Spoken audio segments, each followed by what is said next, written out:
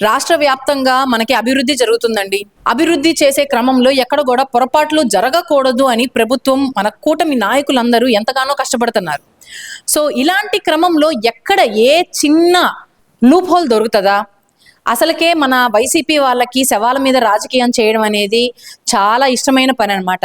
ఎక్కడ ఏ శవం దొరుకుతుందా, ఆ శవం మీద ఎలాంటి రాజకీయం చేయొచ్చా, ఎలాంటి కహానీలు అల్లొచ్చా, దాన్ని ఏ రకంగా మనం తెప్పొచ్చు అని చెప్పేసి ఎదురు చూస్తూ, ఆఖరికి మనకి శవాల కాపర్లు కూడా శవం కోసం అంత ఎదురు చూడరేమో, వీళ్ళు ఎదురు చూస్తున్నంత. ఎప్పుడు ఏ శవం దొరికిద్దా, దాన్ని ఏ రకంగా సృష్టిద్దామా అని చెప్పేసి ఎదురు చూస్తున్నట్టుగా వీళ్ళు సృష్టిస్తున్నారు. ఎవరండి ఒక నాయకుడిగా ఉండి, ఒక ప్రజా ప్రతినిధిగా చేసి మీరు ఒక తప్పు చేసిన వాడిని సమర్థిస్తూ, అమాయకుడు చిన్నపిల్లోడు పొరపాటు చేశారు అంటున్నారంటే ఆ మాట అనటానికైనా కొంచెమైనా సిగ్గుండాలండి.